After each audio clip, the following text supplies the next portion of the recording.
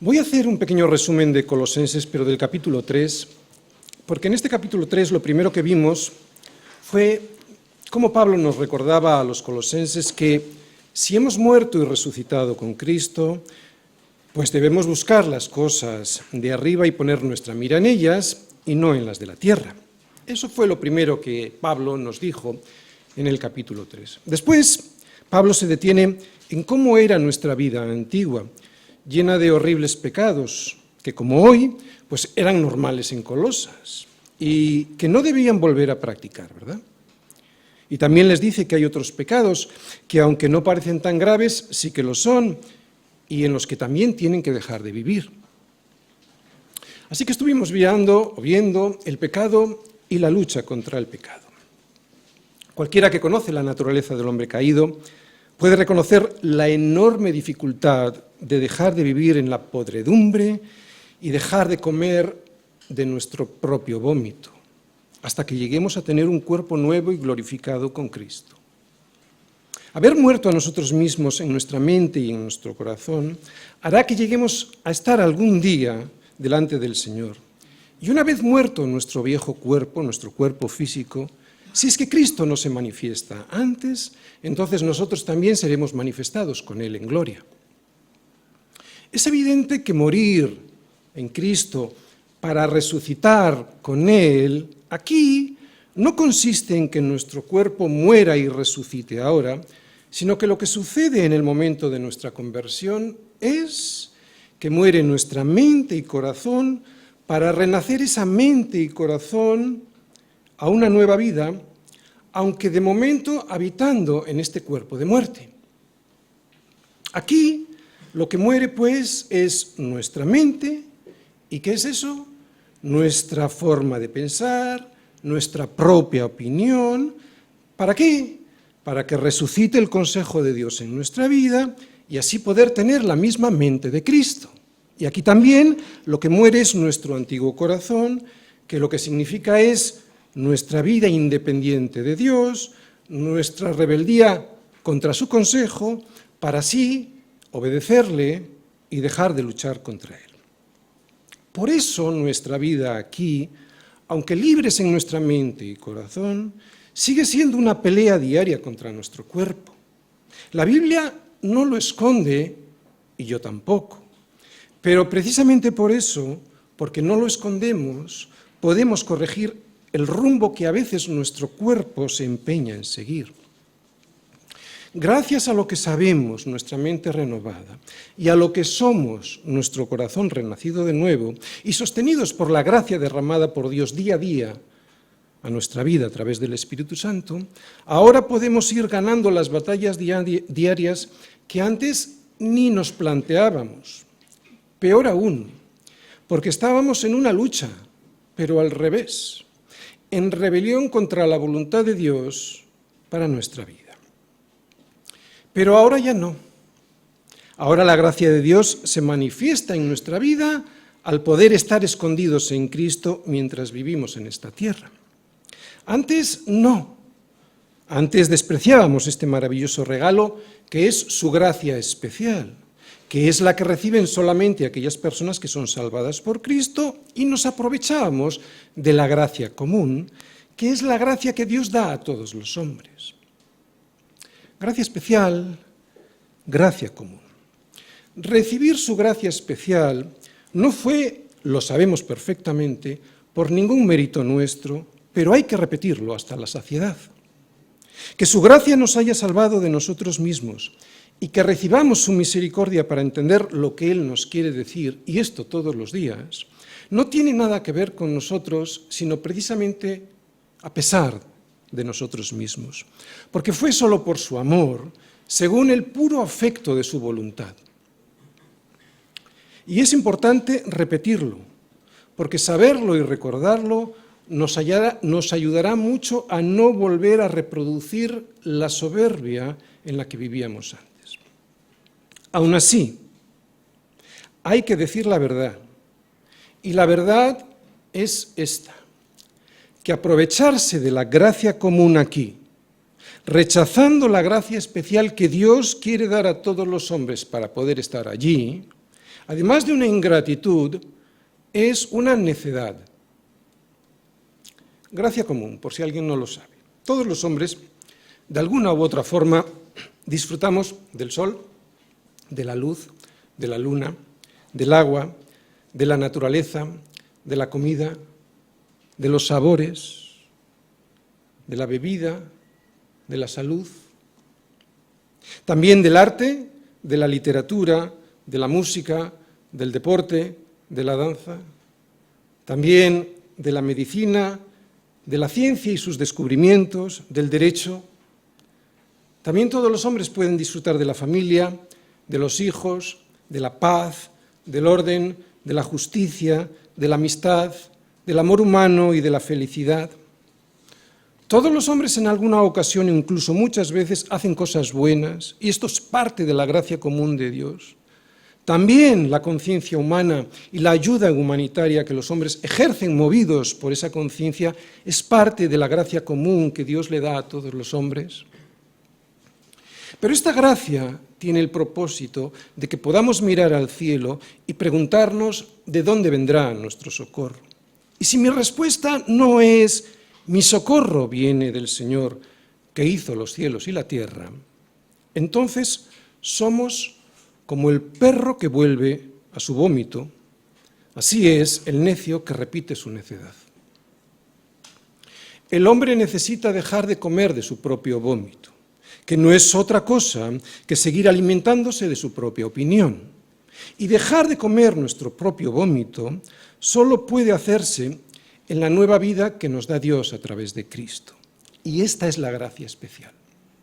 Esta vida nueva, que vence al pecado, que recupera el propósito que Dios tenía para nosotros y que le da la gloria solo a Dios, es una lucha permanente en nosotros que nos va renovando día a día. Y este ir renovándose día a día, de ahí surge una nueva personalidad. Es una nueva personalidad que hay que vestir. Pablo nos enseñó a desvestirnos del viejo hombre cuando nos mostró los pecados que debíamos abandonar. Pero ahora tenemos que revestirnos del nuevo, y es donde vamos a ir hoy. Pablo nos dijo que en la nueva humanidad las diferentes culturas, nacionalidades, educaciones o clases sociales no deben de ser ningún problema para relacionarnos entre nosotros, sino que somos todos uno en Cristo. Pero ahora nos va a mostrar esto mismo, pero de una manera práctica.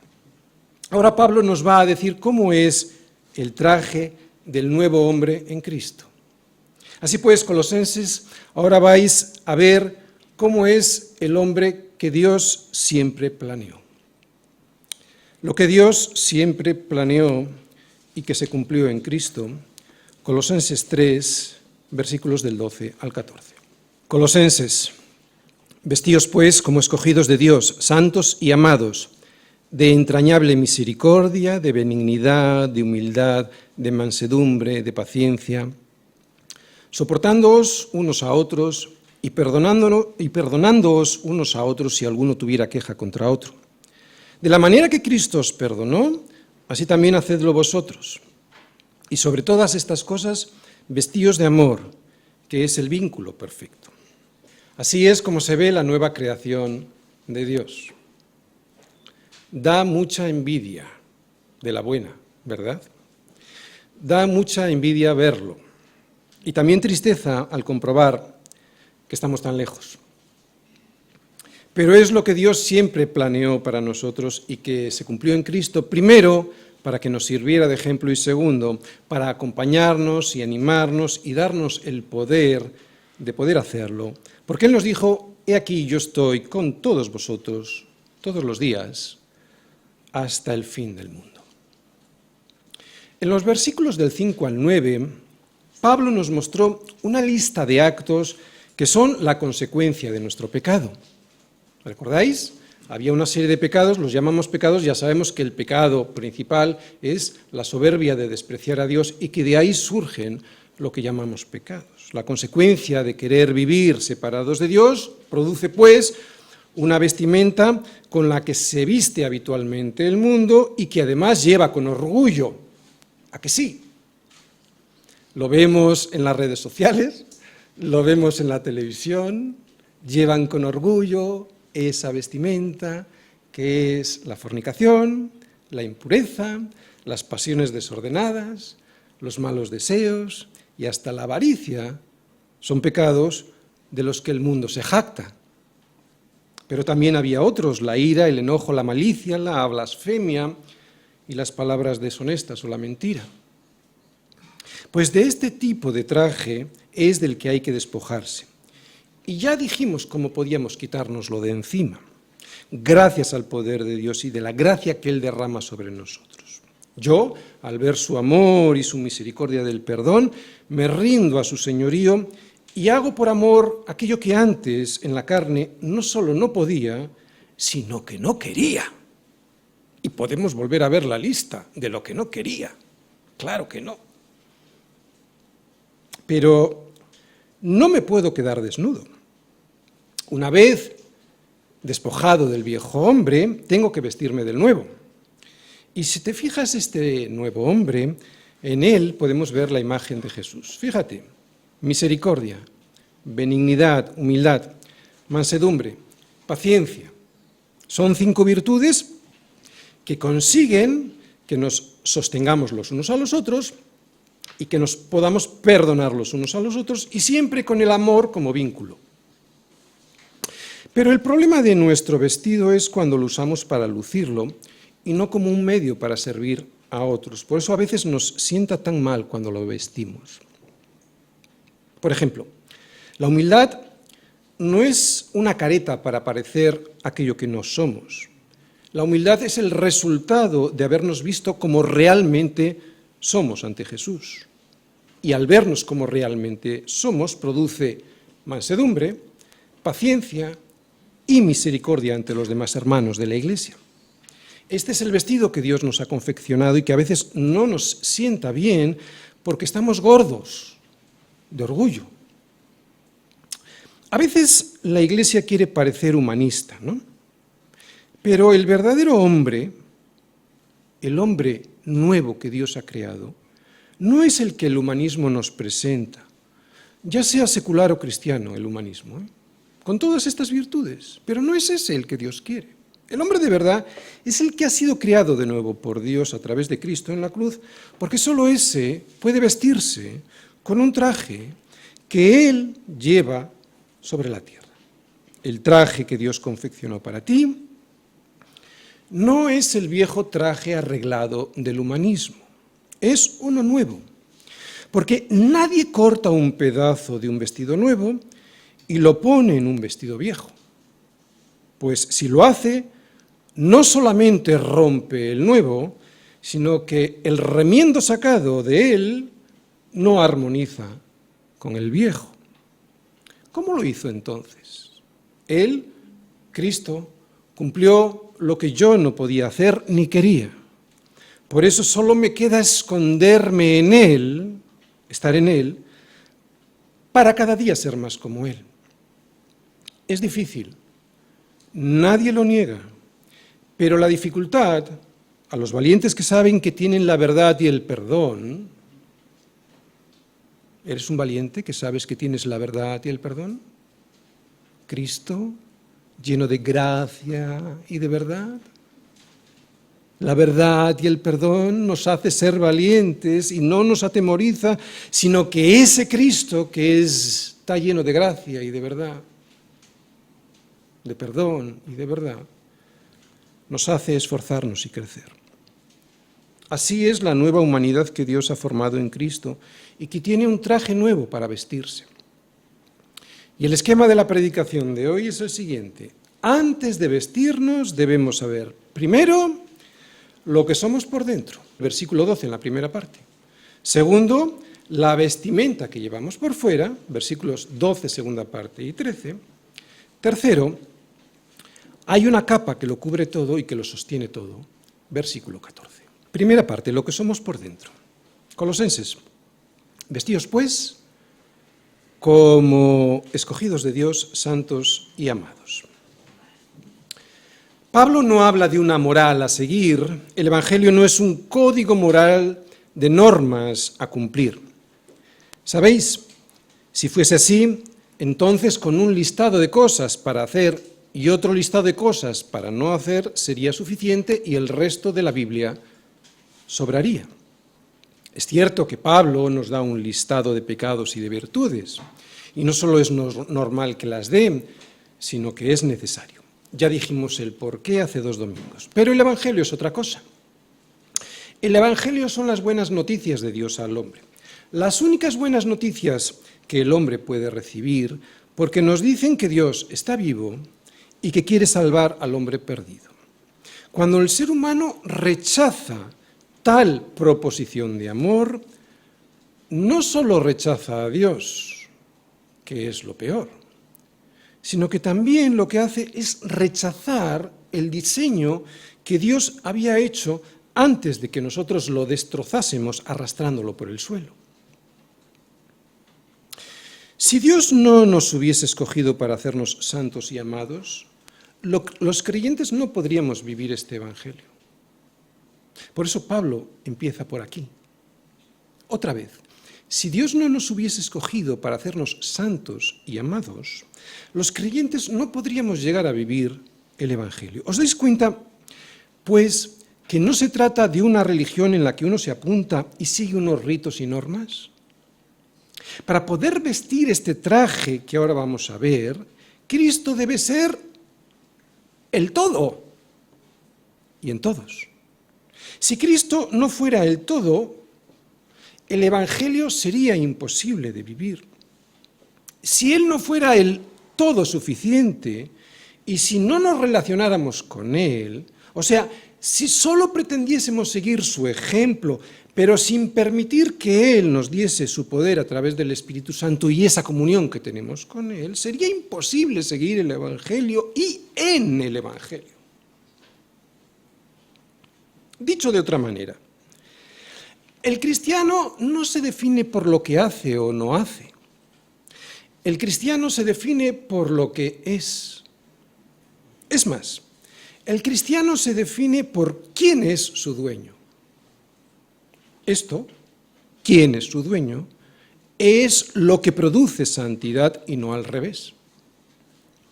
Por eso es inútil intentar meterse en un traje que ahora vamos a ver, si previamente no sabemos quiénes somos, y mucho menos sin ser lo que decimos que somos, porque no tenemos un Señor que se llama Jesús.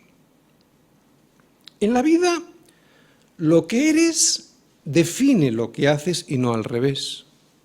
Y lo que eres va a depender de quién es tu dueño. Si te has sometido, si obedeces, si perteneces al dueño de este mundo, el que domina el sistema de valores que en cada momento controla la humanidad, entonces ya sabes lo que eres y lo que vas a hacer. Eres del mundo y te vas a rebelar contra Dios y sus consejos. Es normal. Pero si te has rendido a Dios aceptando a su Hijo Jesucristo como tu Señor, entonces sí, ya viene este versículo aquí, eres su escogido por Dios, santo y amado por Él. Solo es en este caso cuando desearás vestirte con el nuevo traje que Él tiene preparado para ti. Y cuando digo desear, no lo digo como un sentimiento pasajero, sino como un deseo permanente en tu vida. ¿Cuántas veces hemos conocido a personas que han pasado por la iglesia con este sentimiento pasajero? Honesto, pero pasajero. Por lo tanto, a mí no me preocupa tanto las personas que caen, me preocupan las que no se quieren levantar, porque Cristo quiere perdonar a todo el mundo. Por eso Pablo comienza de esta manera. No nos dice directamente, oye, colosenses, vestíos de entrañable misericordia, de benignidad, de humildad, de mansedumbre y de paciencia. No, no dice así. Dice, vestíos como escogidos de Dios, santos y amados, para que os pueda entrar el traje. Vestíos como lo que sois, y luego ya hablamos. Los falsos maestros estaban enseñando lo contrario, los falsos maestros estaban enseñando que la santidad es algo que el hombre produce por cumplir ciertas normas, legalismo, o por tener ciertos sueños y revelaciones místicas, misticismo, o por buscar una mayor unión con Dios a través de un gran sacrificio, ¿no?, al fustigar mi carne, ascetismo. Y el cristiano no se define por lo que hace o no hace, sino por quién es y por quién es su dueño y Señor. Colosenses, antes de ponernos las diferentes piezas de este traje nuevo, somos santos y amados por Dios, y esto es comunión, si no, no te va a entrar el traje. Sin la comunión con Dios no te va a entrar el traje. Por eso el cristianismo no es una religión con ritos y con normas, es comunión, fundamentalmente es comunión. Primeramente, una comunión con Dios, que produce santidad. Por eso nos ha apartado, para amarnos y para hacernos hombres y mujeres nuevos a través de nuestra relación con Cristo, o sea, a través de las Escrituras y del Espíritu Santo. Después sí, después podremos tener comunión con los demás hermanos de la Iglesia. ¿Cómo? Pues con la nueva vestimenta, que consiste en relacionarnos con ellos con entrañable misericordia, benignidad, humildad, mansedumbre, paciencia, y todo esto lo que va a provocar es que nos soportemos los unos a los otros y que nos perdonemos los unos a los otros en amor. ¿Cómo es la nueva vestimenta? Segunda parte, la nueva vestimenta, lo que se ve por fuera. Dice la segunda parte del versículo 12. De entrañable misericordia, de benignidad, de humildad, de mansedumbre, de paciencia, soportándoos unos a otros, si alguno tuviera queja contra otro, de la manera que Cristo os perdonó, así también hacedlo vosotros. Bien, soy amado y escogido por Dios, pero no para ponerme cualquier cosa cuando me levanto de la cama, sino para ser santo. O sea, que cada mañana cuando me levanto, soy yo quien tiene la responsabilidad de vestirme con un vestido que tiene varias piezas. Vamos a ver cuáles son esas piezas. La primera que vemos es entrañable misericordia. La misericordia es la disposición de sacrificarlo todo por el bien y por el bienestar de los demás. Además, dice Pablo que esta pieza del traje ha de ser entrañable. ¿Qué quiere decir esto? Tierna, de corazón, o sea, no obligada por fuera, sino que surge de las entrañas, de ahí entrañable. ¿Vale?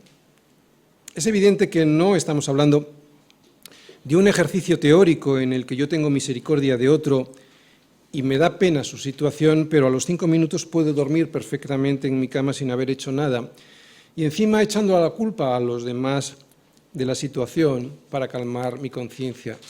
Lo vemos cada 5 minutos por las redes sociales o por la televisión.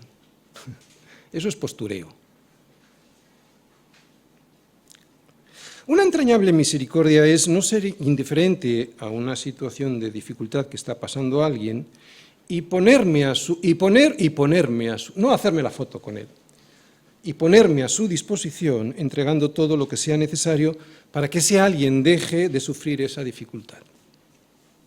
Lo digo porque hay mucha misericordia, ¿verdad? Pero no es entrañable. Viene de fuera.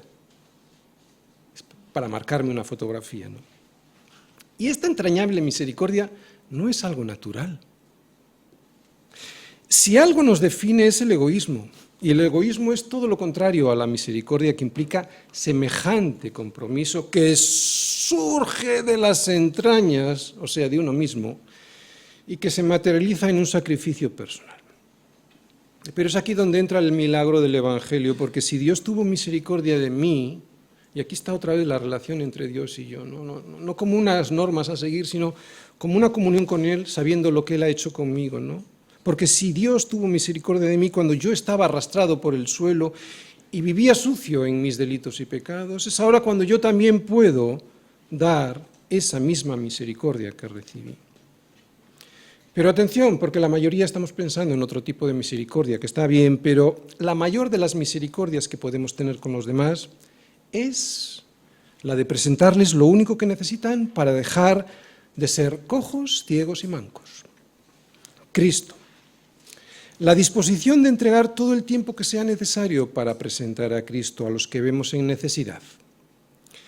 Olvidarse de nuestra honra y prestigio cuando somos humillados y perseguidos e insultados por presentar el Evangelio. Esa es la mayor y mejor entrañable misericordia que podemos ofrecer a los demás. Y aunque lo que voy a decir ahora no es la función de la Iglesia, no hay mejor red social contra la necesidad de cualquier tipo que ser parte del cuerpo de Cristo, que es la Iglesia. Otra vez, no hay mejor red social contra la necesidad de cualquier tipo que ser parte del cuerpo de Cristo, que es la Iglesia. ¿Por qué? Porque joven fui y he envejecido y no he visto a justo, o sea, a nadie que haya entregado su vida al Señor para ser justificado por Él, no he visto a nadie, a ningún justo, desamparado, ni su descendencia que mendigue pan. Ahora bien, hay gente que lo sabe o que lo intuye, y por eso viene a la Iglesia con la intención equivocada de recibir pan, pero sin querer el pan que descendió del cielo. Si es así, error. Todos nos damos cuenta cuando alguien viene a la Iglesia buscando una ONG en vez de venir a suplicarle a Dios que le salve de su más imperiosa necesidad, la de ser salvado de su indigencia espiritual y de su pecado. Si es así, esa persona es como la semilla que cayó junto al camino y vinieron las aves y la comieron. El que tenga oídos para oír, oiga. Y lo peor son las congregaciones que ni siquiera les presentan el Evangelio, sino que funcionan como si fuesen delegaciones territoriales del Ministerio de Asuntos Sociales, sin querer sembrar la semilla del Evangelio. Eso no es misericordia. Benignidad. La misericordia es el primer paso. La benignidad es hacer práctica la misericordia, o sea, la bondad surge de tener misericordia y nos conduce a procurar el bienestar de los demás, pero de corazón y no por obligación. O sea, que alguien es bondadoso cuando no solo busca el bien de los que le rodean, sino que se alegra cuando lo practica, o sea, no lo sufre. No se puede ser benigno sufriéndolo, lo disfruta.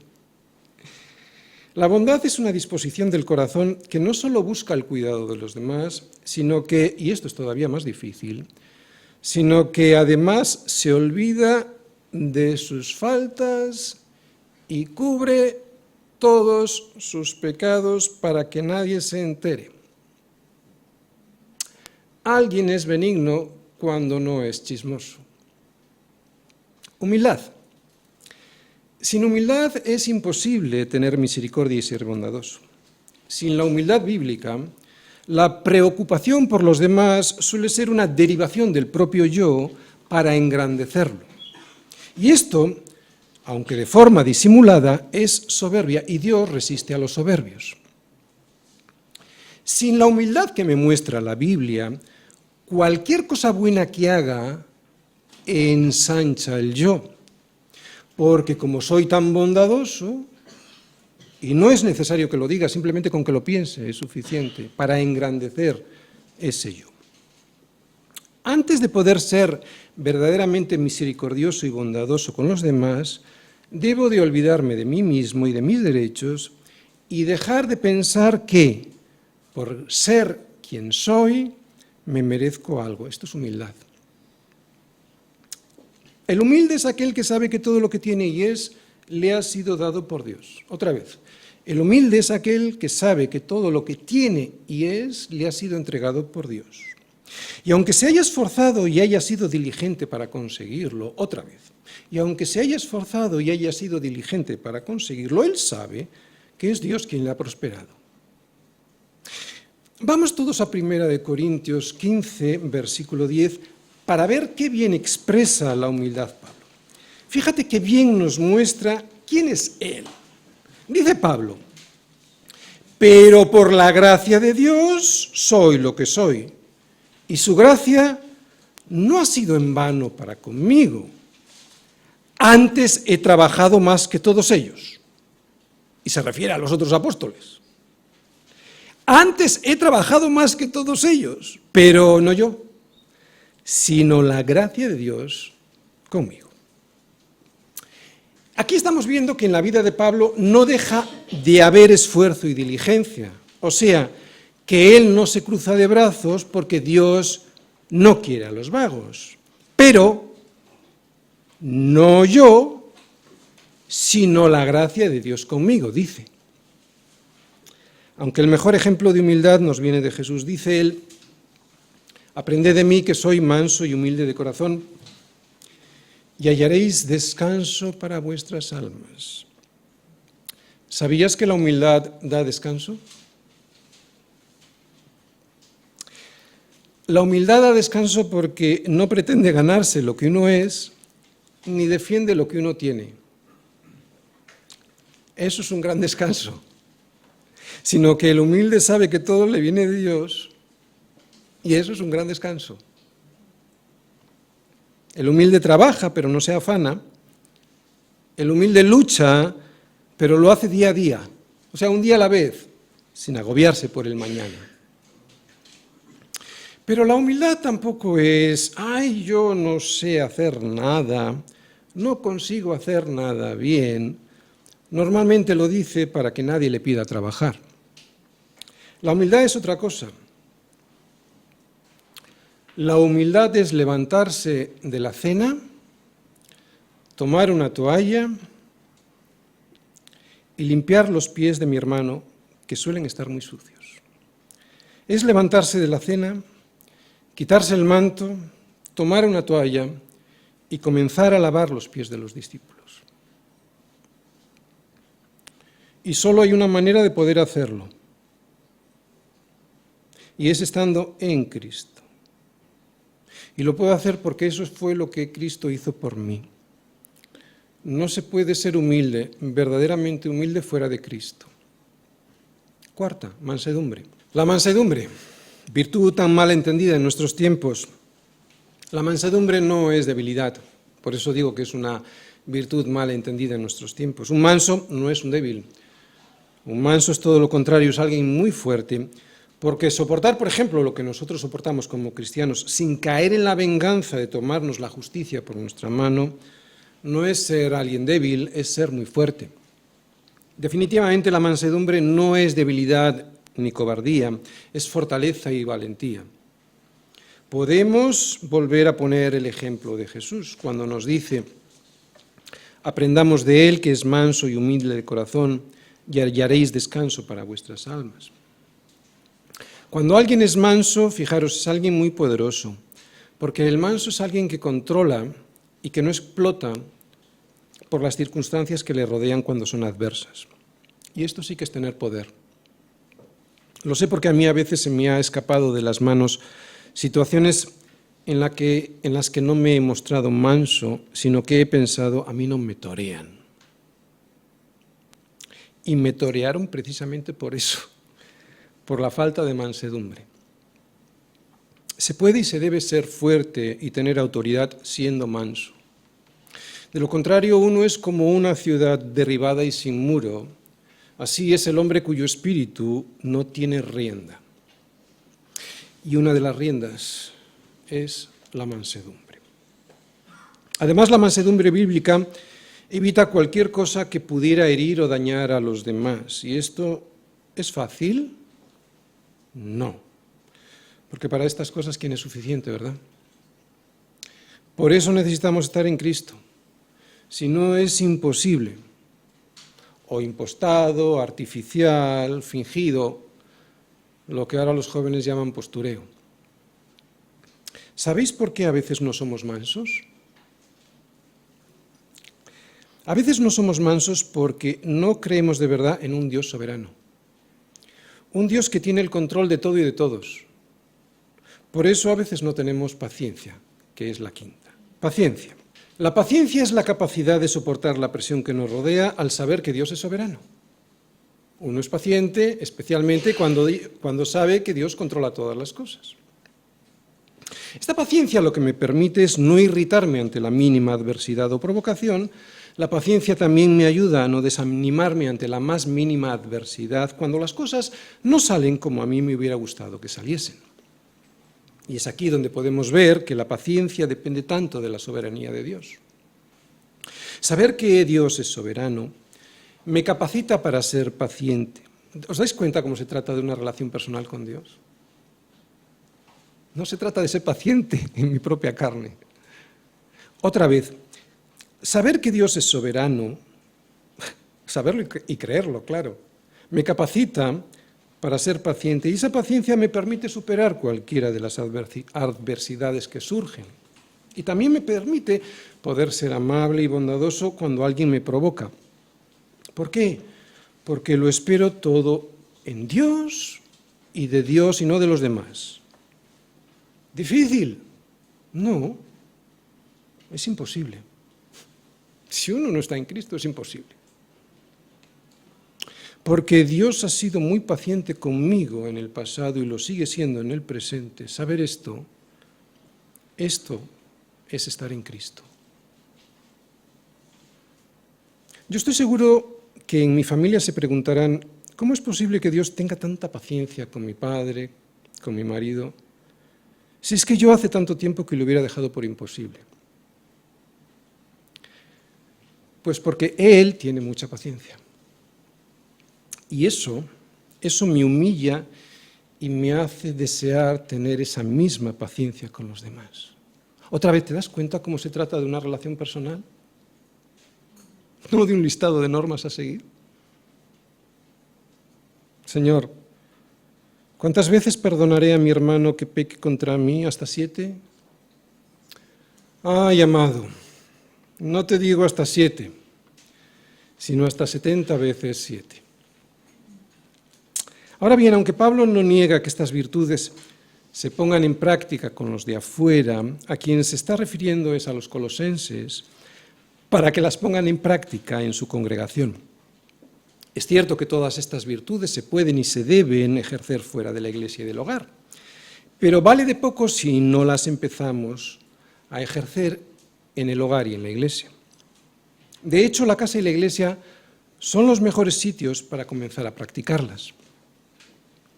Estas 5 virtudes puestas en práctica en casa y en la congregación, míralas ahí, otra vez. Estas 5 virtudes puestas en práctica en casa y en la congregación sería como ver el cielo en la tierra.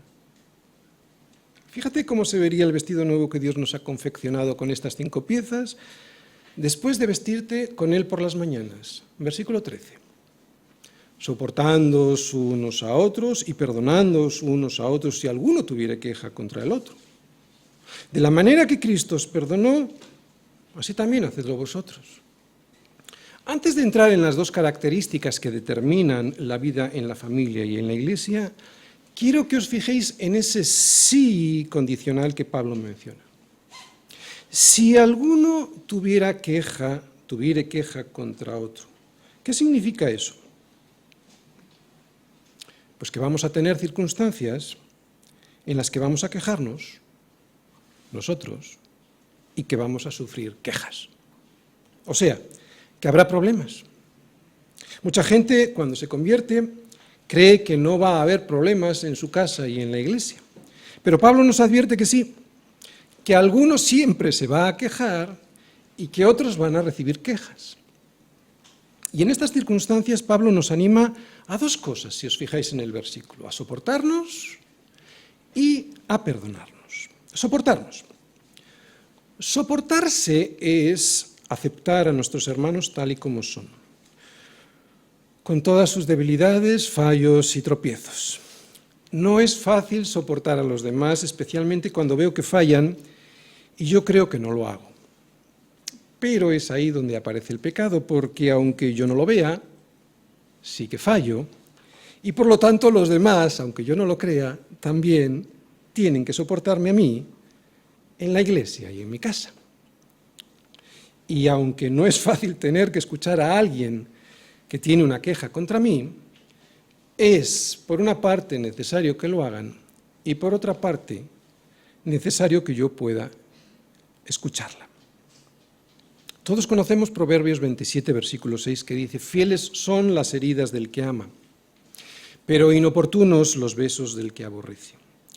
Por eso es necesario escuchar muchas veces ciertas cosas que nos hieren, sabiendo que en muchas ocasiones van a ser unas heridas, sí, pero para ayudar, incluso para salvar. De cualquier manera, sean ciertas o no las críticas que nos hagan, ni en la iglesia ni en el hogar se puede vivir sin esta aceptación de soportarnos los unos a los otros, que es el fruto de la compasión, de la bondad, de la humildad, de la mansedumbre y de la paciencia, que eran las 5 piezas del traje que hemos visto. En el trabajo se puede, por ejemplo. En un club social se puede, por ejemplo. En la familia y en la iglesia no. Eso no quiere decir que no las practiquemos fuera, ¿eh? Estoy hablando de que donde tenemos que empezar a practicar es en casa y en la iglesia. Pedir perdón. Tampoco se puede vivir sin pedir perdón. Las relaciones en la iglesia y en la familia no pueden existir si no hay perdón entre nosotros. Un verdadero perdón de corazón. ¿Y cómo debe ser este perdón que surge del corazón? O sea, del corazón de un hombre nuevo. Pues Pablo dice que el perdón que nos debemos los unos a los otros tiene que ser como de la manera en la que Cristo nos perdonó. ¿Sabes? Bueno, sí lo sabes. Tú y yo todavía estaríamos bajo la ira de Dios si Él no nos hubiese perdonado. Otra vez, tú y yo todavía estaríamos bajo la ira de Dios si Él no nos hubiese perdonado. Pues de la misma manera que Él clavó en la cruz los agravios que tenía contra mí, de la misma manera tengo que clavar las faltas de los demás en esa cruz con la que me tengo que levantar todas las mañanas. Pero aunque lo lea en la Biblia, perdonar de la manera que Cristo nos perdonó no es posible hacerlo si no hay una relación vital con Cristo. Si no es así, podremos perdonar puntualmente y por un tiempo hasta que nos cansemos. Pero perdonar de la manera que Cristo nos perdonó, eso es el milagro de Dios operando en la vida, en los corazones de los hombres. ¿Y cómo nos perdonó a Cristo? Bueno, ya lo hemos dicho, que sobre una cruz y cargando sobre Él nuestras culpas. O sea, que el perdón no solo es olvidarse de lo que me han hecho, sino pagar lo que el otro estropeó sin pedirle que me devuelva lo pagado por mí. Pero además, y esto es muy importante, nos perdonó antes de que hiciésemos lo bueno o lo malo. O sea que es un perdón incondicional, no espera devolución y además eterno. O sea que es un perdón desde antes que ocurra la falta. ¡Wow! Algo similar hacemos en el matrimonio cuando nos casamos. Ya estamos diciendo que vamos a seguir con esa persona pase lo que pase, ¿verdad? Por eso la relación de Cristo con nosotros es como, también es un matrimonio. Nos perdonó desde antes de la fundación del mundo. La única forma de perdonar a tu marido, a tu esposa, a tu hermano, es perdonarle antes de que haya hecho algo. Y perdonar así solo es posible porque hemos muerto y porque nuestra vida está escondida con Cristo en Dios. Perdonar así solo es posible cuando Cristo es nuestra vida. Perdonar así solo es posible cuando no buscamos otras cosas que las cosas de arriba, cuando no buscamos en las de la tierra, si no es imposible. Otra vez, ¿te das cuenta que no se trata de reglas, aunque las haya? ¿Te das cuenta que de lo que se trata es de morir a uno mismo para poder entrar en una relación que lo cambia todo? De una relación de amor que te hace ser y desear ser como aquel que ya lo dio todo por ti. ¿Te das cuenta que, aunque Pablo nos presenta normas y reglas, sería imposible poder cumplirlas de la manera que Cristo las cumplió si Él no nos hubiese amado primero? ¿Te das cuenta que fue ese amor el que hizo la diferencia? Por eso Pablo ahora nos dice a los colosenses que sobre todas estas cosas, vestíos de amor. Versículo 14. Colosenses, y sobre todas estas cosas, vestíos de amor, que es el vínculo perfecto. Y es que el amor es quien hace la diferencia. El amor ágape, no el que el mundo entiende por ahí. El amor ágape, que es el que lo da todo sin pedir ni esperar nada a cambio. Ese amor es quien sostiene todo y le da fuerza a todo lo anterior. Las reglas, las normas, jamás podrán producir amor. Es necesaria una relación con Cristo para recibir el amor ágape, que es el vínculo perfecto. Como Cristo me amó de tal manera, así es como tengo que ceder mis derechos para amar a la otra persona. De tal manera. No hay otra. Es el amor quien une y quien le da la forma y la fuerza a las anteriores virtudes. ¿Entendéis? Es el amor quien le da la fuerza y la forma a las 5 virtudes que hemos visto antes. Sin el amor no podría haber una verdadera misericordia, ni bondad, ni humildad, ni mansedumbre, ni paciencia, y mucho menos nos soportaríamos los unos a los otros, ni nos llegaríamos a perdonar nunca. El próximo domingo ampliaré este concepto del amor ágape, que, como hemos dicho, es quien une y se convierte en el impulso de todas las virtudes que hemos visto. Porque este amor ágape es el que nos va a traer la paz, que es lo siguiente que Pablo nos va a contar, que es lo siguiente a lo que Pablo nos va a llevar. Termino. Colosenses. Vestíos pues como escogidos de Dios, santos y amados, de entrañable misericordia, de benignidad, de humildad, de mansedumbre, de paciencia, soportándoos unos a otros y perdonándoos unos a otros si alguno tuviera queja contra otro. De la manera que Cristo os perdonó, así también hacedlo vosotros. Y sobre todas estas cosas, vestíos de amor, que es el vínculo perfecto. Somos escogidos por Dios para ser santos y amados por Él.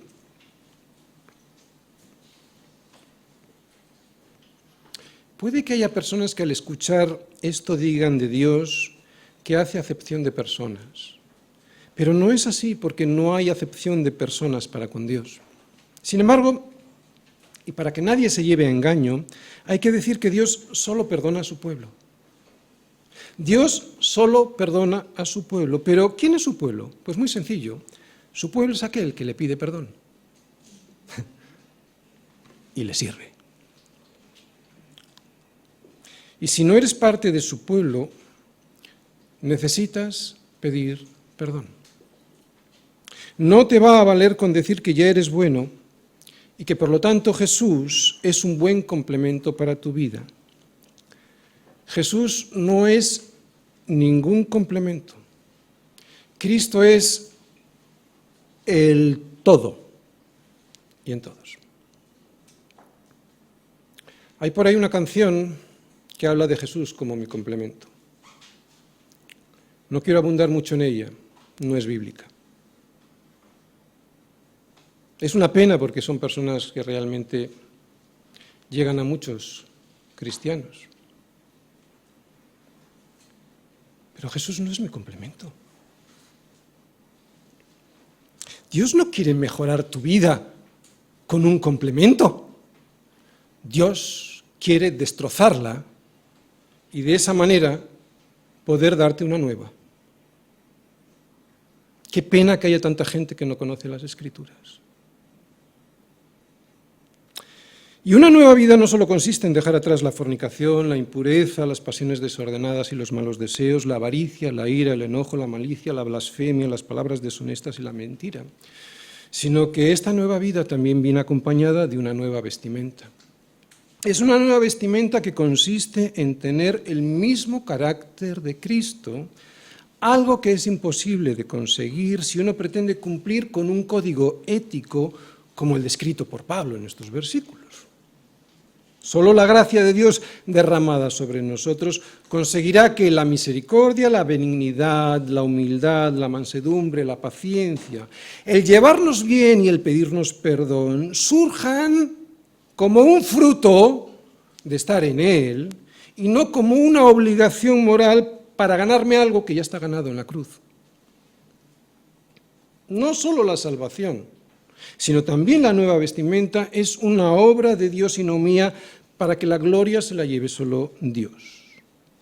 Si algo veis feo en esta vestimenta, te aseguro es porque soy yo quien la mancha y la avergüenza. Mas, cuando el pecado abundó, sobreabundó la gracia. ¿Cómo no me voy a poner a servir a un Dios tan grande?